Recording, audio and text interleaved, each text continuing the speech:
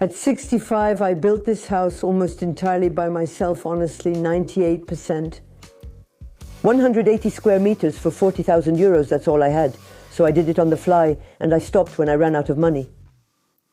I didn't make an Excel spreadsheet, I just did it, and then no more money, so I stopped. Is that okay with you, sir? That's perfect. Look.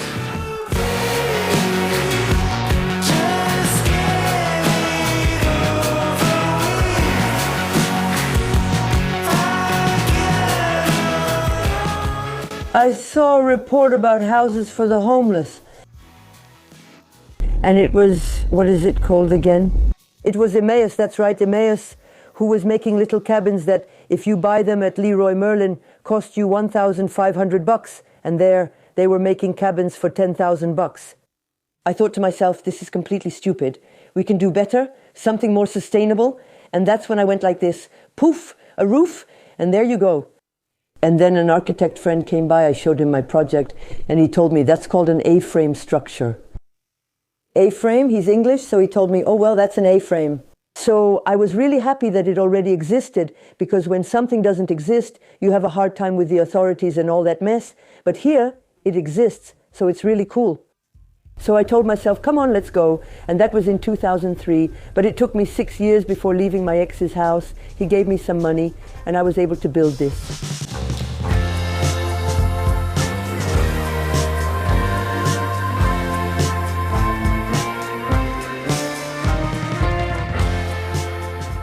An A-frame house is actually a series of equilateral triangles. Here it's 7 meters inside, 7 by 7 by 7 equilateral triangle, which means 3 equal sides, and it's easy to build, quick to build, and cheap to build. The entire structure of my house, 280 square meters, is 18 triangles, and it cost me about 3,000 bucks for the wood. I wanted to build a cheap house, so there's no point in looking for marble. So I took everything that was the cheapest, that's all. It's really that simple. And then you just manage a bit. You don't need a $15,000 kitchen, so my kitchen costs 60 bucks. So when they tell me it's expensive, well, yes. But if you put oak on the floor, if you use special paneling and all that, obviously the price is going to go up. There you go. So you have to keep it simple, but still nice. And so the 40,000 bucks I had, well, that did it. So happy. The big advantage of this house, the A-frame house, is that it's quick. So the pillars took me a few months. But building the triangles took me from July 5th to August 15th. Actually, you can make 1 triangle per day. For the whole house, that took me a year and a half. Actually, I took a shower in June 2014. But there were still sheets instead of walls, but there was a floor. I could cook, I could do the dishes, you know, all that. But the walls weren't put up yet, that's all. It's quick because you're actually on the construction site. You get up in the morning, you wash up, and then pop, you start working. I recommend everyone build themselves a little A-frame house that can serve as a garden shed later, or that they can rent out. Or it's your friends who go there in the summer who can use the house. Or you can also use it for grandma too. And so you're on site and it's easier to work. Right away you're in the thick of it. Also, you want things to move forward, whereas when you come from outside, you have to get back into the swing of things, and then they can't steal either the tools or the materials. Visitors always ask me which tools. I tell them a saw, a drill, or 2 drills. That's all you need. I built the whole house with this Stanley. And if you know how to saw properly, you don't damage the teeth at all. And so with Green Douglas, it's like butter. You just have to learn how to saw. There's no need to buy very expensive tools to build a house. Ratchet wrenches, that's a ratchet wrench. That's super important. Don't make things hard on yourself. It's economical, exactly, and it's perfect.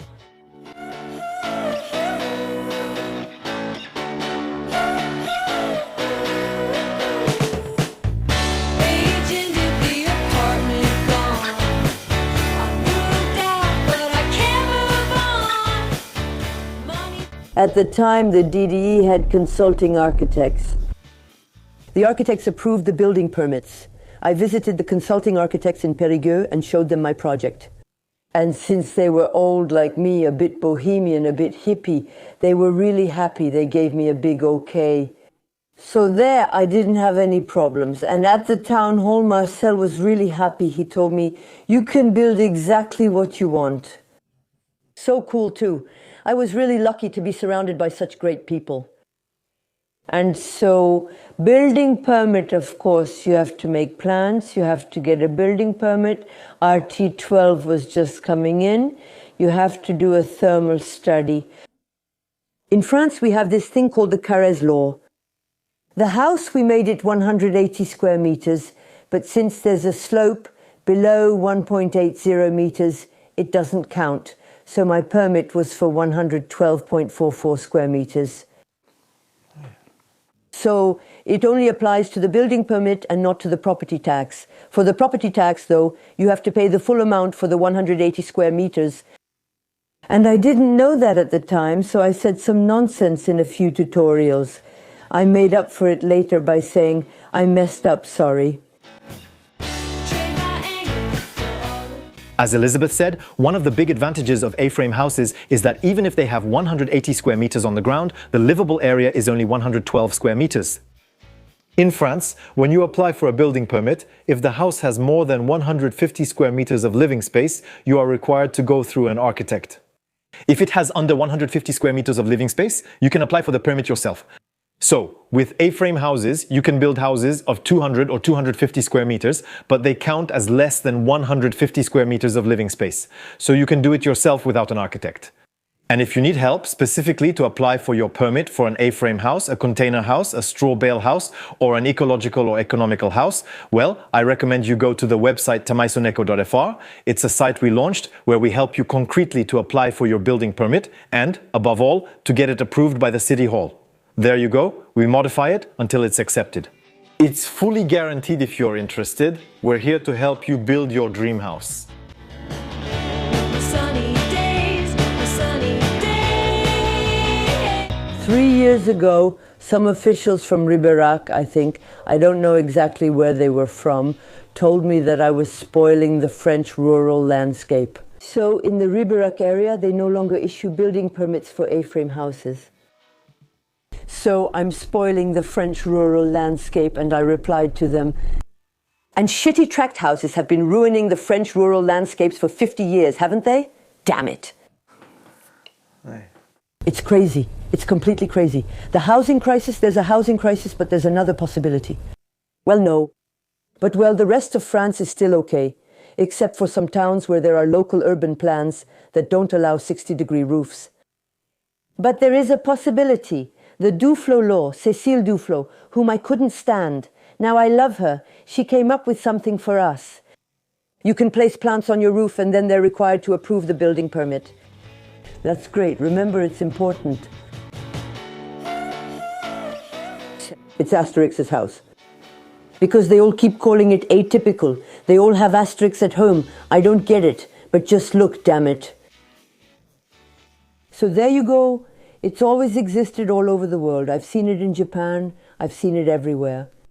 There are some everywhere, everywhere, everywhere, everywhere. Since forever. So I didn't invent anything. For me, architecture is really accessible to everyone. In fact, all the most beautiful architecture on this planet has always been made by local people who weren't architects and who used the materials they had on hand. So simple and effective. If you only have earth, you build houses with earth. If you only have wood, you build houses with wood. You see, it's logical, common sense, as we call it in English. Common sense means there's no need to go looking for materials somewhere else and bring them in.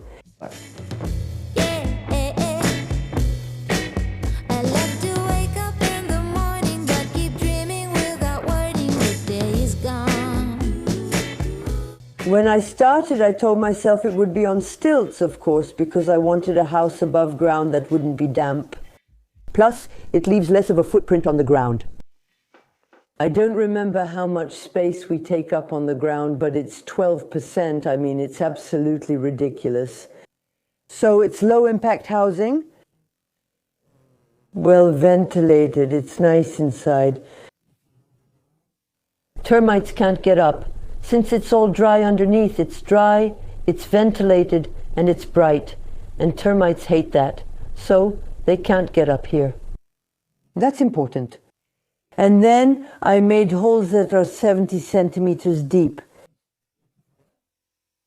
That's not much. No need here, no need for more here. It doesn't freeze. We're not in Lyon, we're not in places where it freezes. And then I made my concrete footings. I made my base, my rebar sticking out. I put in cinder blocks because I'm absolutely terrible at formwork. Forget about the formwork. So that was my formwork that I filled with cement, and I calculated so I wouldn't have to cut my cinder blocks. I calculated everything so that a little bit lower so that it would be exactly the right number of cinder blocks needed for it to be level. So it's all connected. It's a small calculation, but it can work. It's 3 meters from one center footing to the other. Then you lay your beams on top. When you have your beams, before making the triangles, you put all the planks you'll use to make all your triangles. You lay them down and it makes a platform for you. It's not a slab. And so, like that, you're completely level. You see, you don't have things like that in the garden. You're level. And then, as you go, you use the planks that are on the platform to build the next triangle. It's really simple. We're going to cover the platform with all the beams that were delivered to us. Maybe not all of them, but some of the beams to make ourselves a nice flat platform. Safe to work on. We don't fall down. The tools don't fall to the ground. Here you go, if you have any. We'll cover everything so everyone feels comfortable. To build an A-frame house with a 7-meter interior, you need 8-meter beams. The exterior measures 7 meters 68. The 8 meters will allow you, if you mess up the tip, to have a little bit of leeway to fix it. So the first thing we did was cover that. What we're going to do is choose timbers, and we'll try to pick the straightest, flattest ones. And we're going to put 2, so here it's super easy, obviously. Here we put 2 like this, and that forms our triangle. You'll have more beams on your platform because here it would be good if it was a bit more supported, if the platform was a bit bigger. So, the principle of the triangle is 7 meters by 7 meters inside. So here, it's 7 meters, 7 meters, 7 meters. And it's really down to the tiniest detail. Here, you can't mess around. It's down to the tiniest detail with a really, really sharp pencil. We make a small mark, then we do it again and measure, measure, measure all the time. We measure at least 3 or 4 times. And so at the base, I put 2 like this. When you lift it, it practically stands on its own. Easy to hold, whereas if there's only one, we're in trouble. And there's one here to make the upper floor, exactly. And from here to here, it's exactly 2 meters 40. You make a triangle every meter, no more. Honestly, no more. Don't mess around. Don't try it. Trying to optimize everything. They're optimizing like crazy. They're so annoying. And then we set up the triangle. We put some boards diagonally. I mean, really diagonally. We put at least 2. I say 3, it's better. That way you have a really sturdy structure on which, on the 3rd triangle, you attach the pulley. Set up your 3rd triangle, then pull everything. If we don't put in the boarding, everything will collapse. It's bracing, it's temporary. There you go, it's temporary. It's to hold the triangles together. If we don't put in the boarding, it collapses. And just 2 months ago, I saw a video where the whole house collapsed. Oh, why? Well, watch the tutorials, asshole.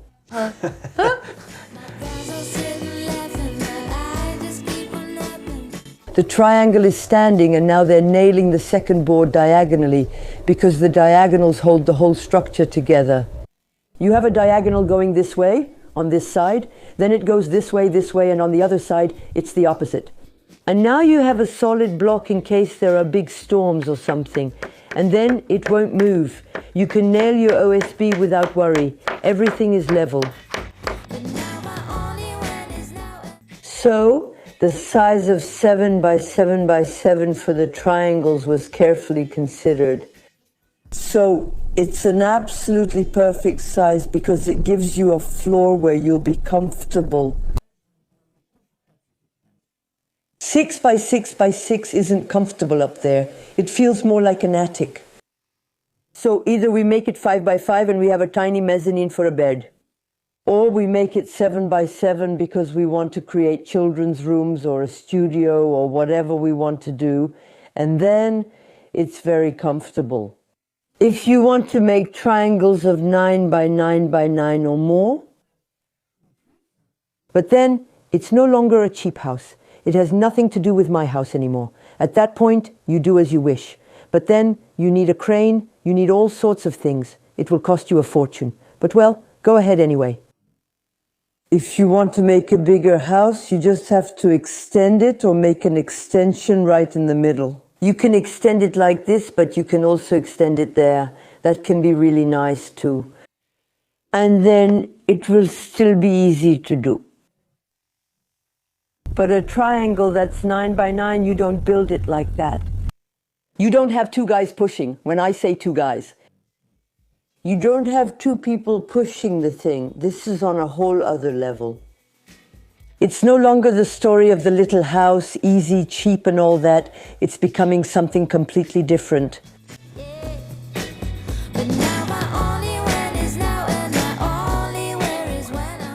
Okay, so here we have one of the beams of a triangle. And as you can see, it's a 5 by 20, and there's no need for more. All the strength is in the height of the wood, and it's lighter, it's more. You have to go to a sawmill, of course, to have them made because they're custom made, because you can't find them at Leroy Merlin or anywhere else. It's from a sawmill and it's Douglas fir. And the advantage of the 5 by 20, as you said, is that it's also cheaper because there's less wood, and since you pay for wood by the cubic meter, there's less wood and it's lighter to lift the triangle. Yes, because if we went with 8 or 10 in width, it becomes impossible. It really does. You need a lot of people to lift the triangle. And it doesn't add any more structural rigidity. It's really, really stupid. It's a waste. So it doesn't make any sense. It's absurd. Great.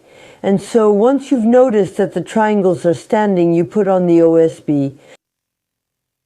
All the OSB is nailed, and that's what will reinforce, what will really make the structure solid. It won't move anymore. And OSB on the floor as well? OSB on the floor as well, absolutely. Underneath then, underneath. And the next step is to cover this OSB because it's going to get wet. There will be storms and so on. And I used shingles because I was building all by myself. But now anyway, it's forbidden. And steel roofing lasts a long time. 100 years, that's something. And you can very, very easily install steel roofing panels with 4 or 6 people. Especially if you attach them edge to edge. That way, it acts as a staircase to climb up. In a minute and a half, you can install an 8-meter panel. Once you've finished the entire roof, you have to close off the gable ends before adding insulation. The triangle is sandwiched, and between the triangles you have a beam. As I told you at the beginning, we have 1 meter between the two, and to install a floor, you need 50 centimeters on center. If you have more, when you walk on it, your floor will do this. Actually, 50 centimeters on center is the absolute maximum. Usually, you do 40 centimeters, but mine works very well with 19 millimeter floorboards. It goes very well. There's no problem. So there you go, you're going to lay your floor directly on top of that. And for your insulation, you're going to put small battens here on each side. You're going to cut your OSB to size, and you're going to lay it down and put your insulation on top of it. On top, you'll have your floor here. There you go. I chose wood fiber insulation. It's 15 centimeters thick because the 20 centimeter version didn't exist. Anyway, I didn't have the money. And besides, it's enough for me. To install this wood fiber insulation, you have to put battens between the triangles so it holds. Faut que ça tienne, pardon. So you space them according to the width of the insulation, obviously. And then we put a vapor barrier. And after that, we can nail the paneling. They say I'm acting crazy, but I just wanna lie in the sun. Wastewater systems, I'm pretty knowledgeable about wastewater systems. Heads up. Okay. So there are all kinds of possibilities, but actually what I chose is just a septic tank that costs $500. And it's just for the toilet. Okay, because now they're all 3,000 liter all wastewater septic tanks. But an all wastewater septic tank means that everything from the kitchen and bathroom goes into your septic tank. And the waste and the grease don't mix. Whereas if you make a 3,000 liter septic tank for $500 next to that, you put a grease trap that won't be connected to it, obviously, but it will drain into the same dispersal trenches. And so the small grease trap costs $200 and just needs a tiny hole. You see, it's 70 centimeters. You need to make a hole that's 70 centimeters by 1.2 meters by 60 centimeters. And actually, In there, you put your grey water from... all your grey water, it goes into the dispersal system. You can use a dry toilet and no longer need a septic tank. Thank you. So here, we see that for 700 euros, you can do your whole wastewater setup yourself. There you go. Whereas I paid 10,000 euros, and plant-based wastewater treatment, which might be more ecological, goes up to 15,000 euros. And is it really more ecological? Is it really more worthwhile? Well, that's it. That's the question. And after that, it's everyone's choice. And I chose the minimum. Make your life easier, guys. Join the ride with me and feel the air that I breathe. 'Cause the spirits are so high. In a square house, warm air rises and stays stuck to the ceiling. And here with this slope, it's like a dome. It circulates like this. So right away, it heats up very, very, very quickly. It's great, and I hadn't thought of that when I built the house. And that's really cool. So it heats up very quickly. Wood fiber insulation is an excellent insulator, so you use very little energy. Exactly. It's about $150 for the winter with the heat pump. And when it's really, really cold, the pellet stove kicks in. And then it usually stops around 10 o'clock when the sun hits the house. So it's also a very, very healthy house because there's no dampness at all. And the in-between seasons are absolutely amazing because you don't need to heat at all, at all, at all. For me, this is the best I've ever felt in a house in my life. I definitely recommend it. And everyone who comes here says, oh, it's so peaceful, it's so nice. Yeah. It's not what people say. It's more what they may do. 'Cause words are often words. Actions can be unknown. So take a silent seat as happiness it may bring. And if I had to do it all over again, I would do exactly the same, except no balcony. Simplify, you have to simplify your life, actually. Why make it complicated? Sometimes from time to time you give yourself a little challenge like that. But it's worth it too. You have to take risks in life. You have to take risks. Otherwise, we get too bored. And then we become old fools if we're always afraid. Because that's part of it too. It's fear. People are afraid to take risks. They're afraid of that. You know, they're not sure of themselves. They don't have confidence in themselves. They don't have much self-esteem. So I did a lot of confidence coaching, but I wasn't paid for it. It's a shame. They think, since you're an architect, it's normal you built your own place. House alone? Really, do you know any architects who build a house alone? That's nonsense. You didn't have more skills than the others. You think, but no, not at all, since anyway, I had never built a wooden house before. No, I had no skills, absolutely no skills. Yes, you're risking your life since you're getting into something you don't know. But by keeping it simple, there's no need to already building your own house is something. So you might as well keep it simple. And all the tutorials explain to you how to keep it simple. If you want to know more, please go check out the tutorials before building, because it would be really stupid to make mistakes. I know you're very smart. You'll want to optimize and you'll end up making mistakes. Oh, try it, it might help you. Oh, the joy of learning. All right, but also, you're here, Julian Malara, because we made a deal. I talk about the A-frame house for you, but you talk about mine? Yes, and this comic book, it's eco-friendly, it's funny. It talks about construction sites where we're sick of dealing with macho guys. It talks about the housing problem. It talks about community build projects. With this comic book, you can also build your own house. There's also a little questionnaire at the end, because people often ask me, do you think I'm capable of doing it? You answer the little questionnaire, which is really, really funny. You see, it also has the triangles. You really understand how to build in a fun and technical way. Yes, that's right, but you should speak instead of me. It's fun and technical and political and feminist. It's a gem, the drawings are wonderful, the watercolor is wonderful, it's full of humor and it's tender and at the same time strong. Because we flip people off a lot, because I'm a middle finger coach, I coached for 5 years. All the girls here, boom, we can flip the bird faster than our own shadow. The balanced middle finger. That's right.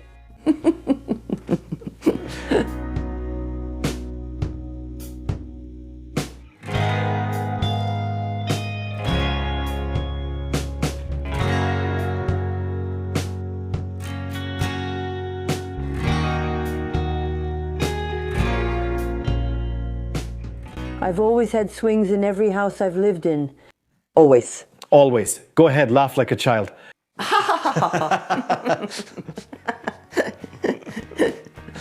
Nonsense. Throw your fist at the man.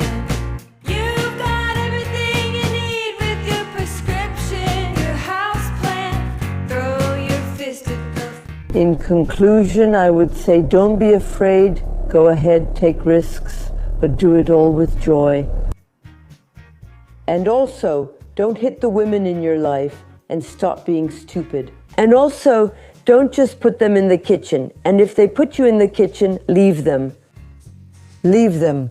And to women, what do you say to them? To women, I tell them to leave them if they put you in the kitchen. But in construction, what do you say to women? Don't be afraid. Well, of course, I say it to everyone. Anyway, don't be afraid. It's really for everyone. But men are less afraid because they're dumber? They don't know. But guys, there are plenty of guys who really aren't afraid because it's innate for them. When they came out of their mom's belly, they were already holding a drill in their hand. Whereas for us, it's a wooden spoon, of course. Weren't you afraid as a woman to build a house? Did anyone make you feel that way? People have made me feel that my whole life as an architect anyway, so no, I'm not afraid. And besides, I just flip people off. Screw you, I do what I want, I'm free. Screw you.